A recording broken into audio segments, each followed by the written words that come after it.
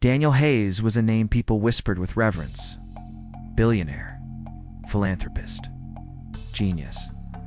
But behind every headline and every accolade was a secret he never spoke about. A memory that lived like a scar inside his chest. 30 years ago, Daniel was a hungry, wide-eyed 21-year-old trying to build a tech startup from his cramped apartment. He had one partner, Lucas Granger, best friend, college roommate, and brother in everything but blood. They shared ideas, dreams, ramen noodles, and sleepless nights. And when they finally got seed funding from a small investor, they registered their company, L&D Innovations. Lucas and Daniel, equal owners, equal dreamers. But the closer they got to success, more Lucas changed. He wanted control. He started arranging secret meetings, excluding Daniel from pitches, keeping the company bank account passwords to himself. And then one day it happened. Daniel arrived at the office, a tiny rented room above a garage, to find it empty. Computers gone, documents gone. Even the nameplate was missing from the door. When he called Lucas, the number was disconnected. That night, Daniel found a press release online. Granger Technologies acquires core patent for AI-powered finance app. Their code. Lucas had transferred everything, deleted Daniel's access, and sold the idea as his own. Daniel had nothing. No legal backup, no contracts, no proof, no company. He was humiliated, penniless, and forgotten. He spent 2 weeks in darkness, no food, no calls. Then one night, he looked at himself in the mirror and made a vow. I will rise again. And when I do, you'll know, Lucas. You'll feel it. And so began a journey most wouldn't believe. He took odd jobs, coded at night, lived on black coffee and grit.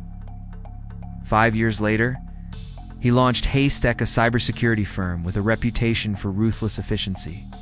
Within a decade, he had clients in over 60 countries, contracts with governments, and an empire worth billions. And Lucas faded from headlines. After his initial success, Granger Technologies was rocked by lawsuits, L's failed IPOs, and a series of bad acquisitions.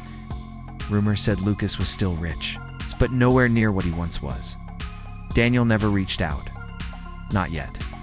He waited until the day the right opportunity came. And it did. In a quiet Thursday afternoon, Daniel's assistant came in, holding a folder. Sir, you should see this. Inside were documents. Granger Technologies had filed for bankruptcy. Lucas had sold his properties. His wife had divorced him. And now, he was trying to raise funds for a new startup by pitching to a venture firm that Daniel's company had secretly acquired 3 years ago. Daniel smiled. It was time. Daniel flew to San Francisco, disguised as a silent partner for the venture firm. He wore subtle disguise glasses, grayed hair, a different name. No one recognized him, not even Lucas. Lucas walked in confident but aged. His eyes were darker now. His suit slightly wrinkled. His slides full of old dreams dressed in new jargon. I'm Lucas Granger, he said, and I'm here to talk about revolutionizing the blockchain ecosystem. Daniel said nothing, just watched. When the presentation ended, the lead partner turned to Daniel. What do you think, Mr. Reed? Daniel removed his glasses slowly. I think it's fascinating. Lucas blinked. I feel like I've seen this concept before, Daniel said coolly, almost decades ago. Lucas laughed nervously. Well, great ideas tend to echo. Daniel leaned forward. Do you believe in karma, Mr. Granger? Lucas froze. I think it's a nice idea, he muttered. Daniel smiled. Me too. Then, without a word, he stood and walked out.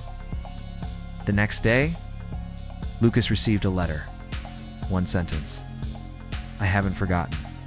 Lucas stopped pitching after that. But Daniel wasn't done. He found out.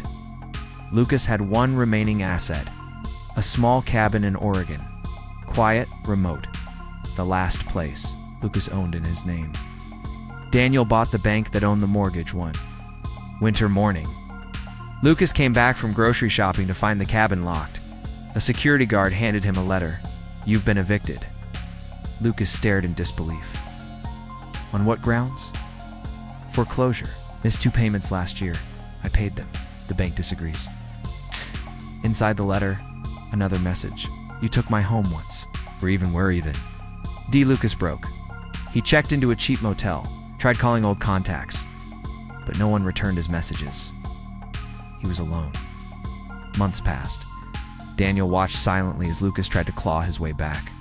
A GoFundMe, a podcast, a paid mentorship program. All failed. Then came the final blow. Daniel arranged for a journalist to do a Where Are They Now segment.